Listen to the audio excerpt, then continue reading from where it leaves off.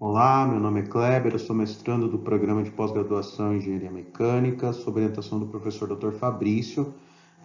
Vou apresentar aqui uma parte do meu projeto de pesquisa, investigação de medições de taxa de fluxo, usando ruído de torneira e decomposição de modo variacional.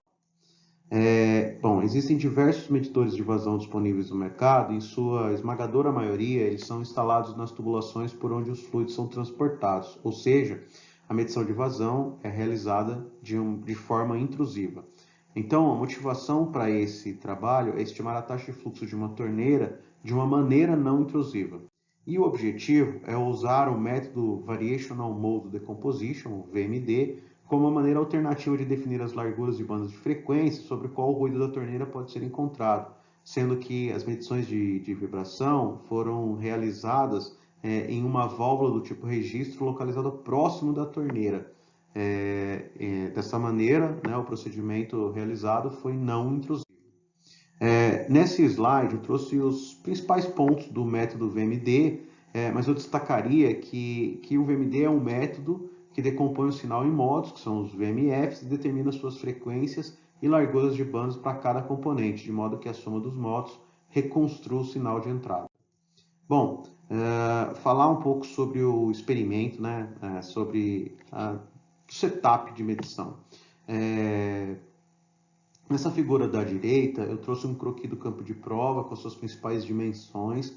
Nessa torneira T1 é onde foram medidas as 25 taxas de fluxo, com um passo de 0,05 metros cúbicos por hora. Na válvula V1, que é a válvula registro, é onde foram medidas aí os sinais de vibração para cada uma dessas taxas de fluxo medidas na torneira.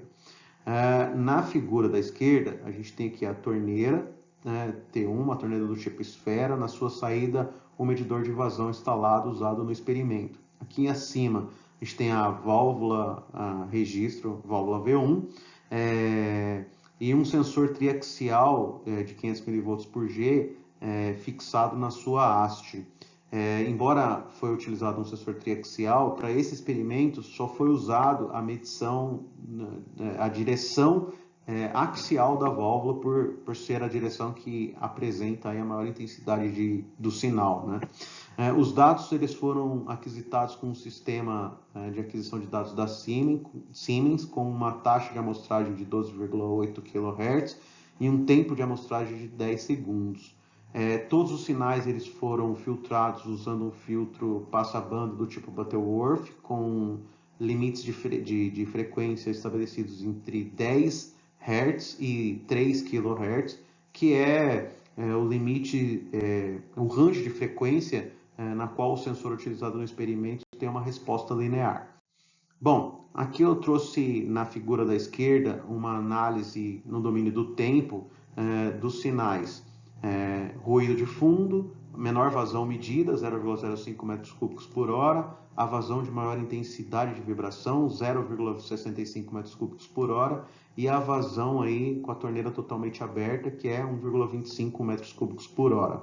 A gente pode observar já, né, olhando para esse gráfico, que a intensidade de vibração ela não é crescente linearmente com o aumento da vazão. No gráfico da esquerda, a gente tem uma análise no domínio da frequência, usando as PSDs destes mesmos sinais, e o que a gente pode observar é que a PSD do sinal de 0,05 metros cúbicos por hora tem um comportamento muito parecido com o sinal de 0,65 metros cúbicos por hora. Isso provavelmente está relacionado com a interação do fluxo de água com o mecanismo da torneira. E uma outra observação é que para a vazão de 1,25 metros cúbicos por hora, a maior intensidade de vibração ela está concentrada numa frequência em frequências abaixo de 1 kHz. Bom, para mostrar os resultados,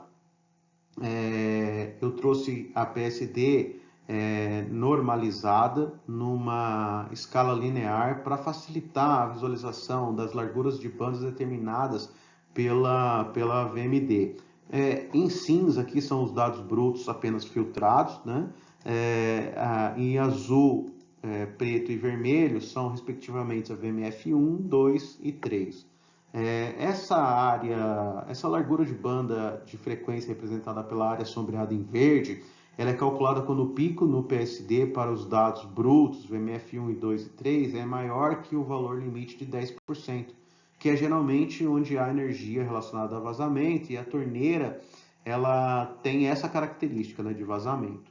Bom, aqui eu trouxe o RMS dos dados brutos, né, em cinza, para cada vazão medida, os dados brutos apenas filtrados, e a RMS para VMF 1, 2 e 3 para aquela largura de banda determinada aqui que eu mostrei no slide anterior. Trouxe também, usando aquela mesma largura de banda, qual era a frequência central para cada vazão medida e o valor o pico, né, do PSD dentro daquela largura de banda também para cada vazão medida. Então, se eu olhar aqui o RMS, poderia dizer o seguinte, que usando, né, esses dados e esse pico do RMS, eu poderia dizer assim, antes do pico eu poderia determinar as baixas vazões e depois do pico as vazões mais altas, né, as altas vazões.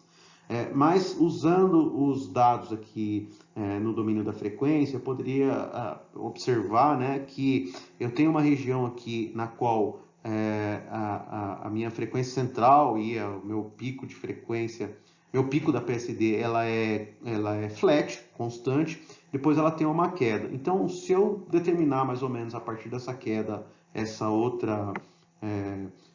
esse outro limite, eu poderia, usando então os dados no domínio da frequência e no domínio do tempo, determinar 3 regiões para baixa vazão, média vazão e alta vazão. Então, ou seja, o VMD ele pode realmente nos auxiliar a determinar as bandas de frequência que são utilizadas aí através das análises de RMS e PSD para determinar o consumo baixo, médio e alto. Bom, gostaria de agradecer a CAPES, a Sabesp e a Unesp e obrigado.